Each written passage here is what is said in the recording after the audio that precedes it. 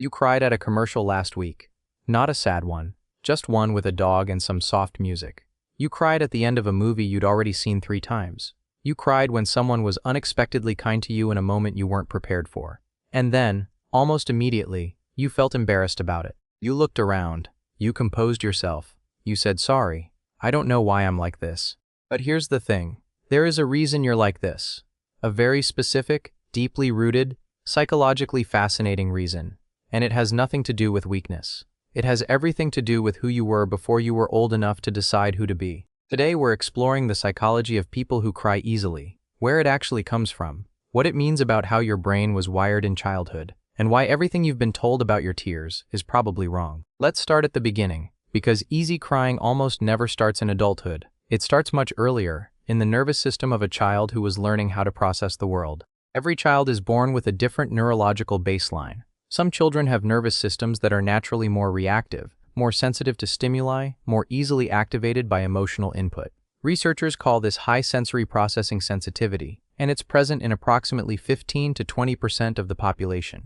Children with this trait don't just feel emotions more intensely. They process everything more deeply. The texture of a fabric, the tone of someone's voice, the emotional atmosphere in a room, the subtle shift in a parent's expression. They absorb it all at a level that other children simply don't register. And here's what happens when that child grows up. The nervous system doesn't change. The wiring laid down in those early years doesn't get replaced. It gets built upon. So the adult who cries easily is, in many cases, the direct continuation of the child whose nervous system was always tuned to a higher frequency than the world around them. Your tears aren't a malfunction. They're the output of a system that was always built to feel more. But neurology is only part of the story, because not every highly sensitive child becomes an adult who cries easily. Some of them become adults who almost never cry at all, and the difference usually lives in one place: what happened when they showed emotion as a child. Think about it. When you cried as a child, what was the response? For some children, tears were met with comfort, with presence, with the message that their emotional experience was valid and worth attending to. Those children learned that emotions are safe to express. That vulnerability doesn't lead to punishment or abandonment.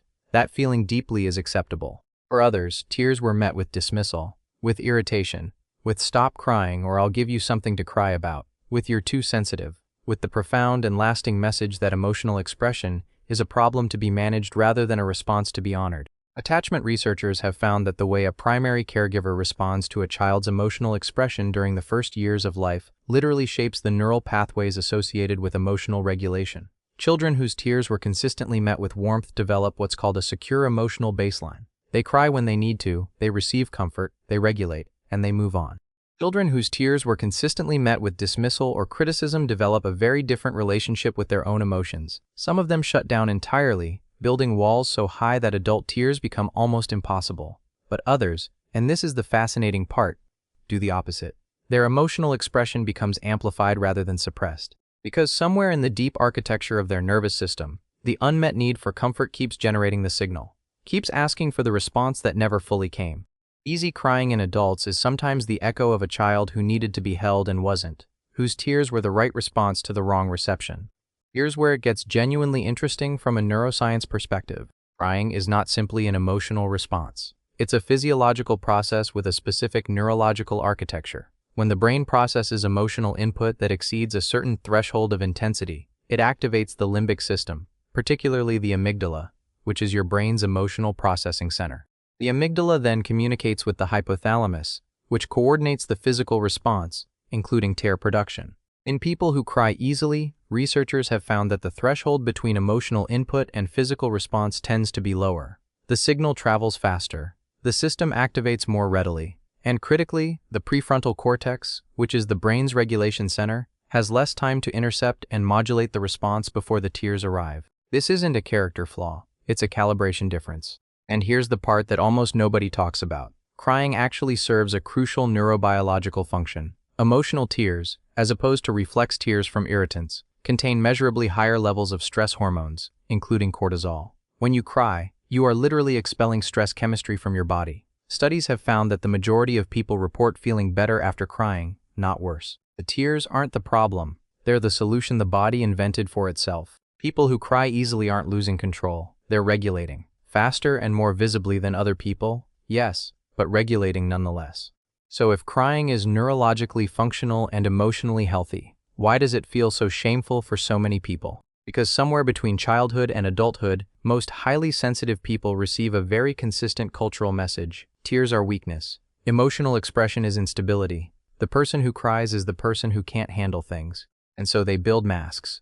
They develop the ability to feel an enormous emotional wave internally while presenting a composed, controlled exterior to the world. They excuse themselves to bathrooms. They blink rapidly and look at ceilings. They learn to delay the tears until they're somewhere private, somewhere safe, somewhere nobody will see and conclude that something is wrong with them. This masking is exhausting, and it has a psychological cost that compounds over time. Because every time a highly sensitive person suppresses an emotional response to meet the expectations of an environment that doesn't have space for it, they are sending themselves a message that they are too much, that their inner experience is inappropriate, that who they naturally are needs to be hidden.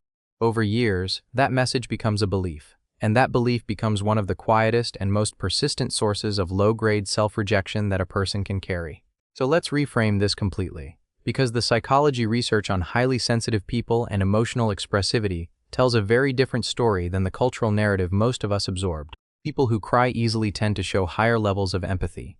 They are more attuned to the emotional states of others, more responsive to suffering, more genuinely present in moments of human connection. Research consistently links emotional expressivity with stronger social bonds, greater compassion, and deeper interpersonal relationships. People who cry easily also tend to process experiences more thoroughly, where less sensitive individuals move through events quickly and with less emotional residue. Highly sensitive people extract more meaning, more learning, more nuance from the same experiences. They pay a higher emotional price, but they also tend to live with greater depth. And perhaps most importantly, people who cry easily are people whose emotional systems are still working, still responding, still connected to their own inner experience in a way that our culture simultaneously envies and punishes.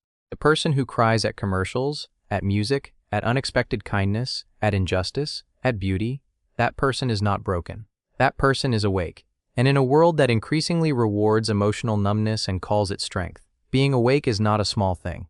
The psychology of people who cry easily is ultimately the psychology of people who never fully disconnected from their emotional core, who carried a sensitive nervous system through a world that told them to toughen up and kept feeling anyway, who learned to be ashamed of the very thing that makes them most human. It starts in childhood, in the nervous system of a child who felt everything deeply, in the response of the adults around that child when the tears came, in the story that child slowly built about whether his emotional experience was acceptable or shameful. But that story can be rewritten. Not by crying less, but by understanding, finally, what the tears were always trying to say. They were never weakness. They were always information. They were always the signal of a system working exactly as it was designed to work, feeling the world fully, processing it deeply, and asking to be met with the same honesty it was offering. That's not something to apologize for. That's something to understand. And once you understand it, the tears don't stop, but they stop feeling like something is wrong with you. That's the psychology of people who cry easily. And it was never about weakness. It was always about depth. If this resonated with you, share it with someone who needs to hear it. Subscribe if you haven't already. And I'll see you in the next one.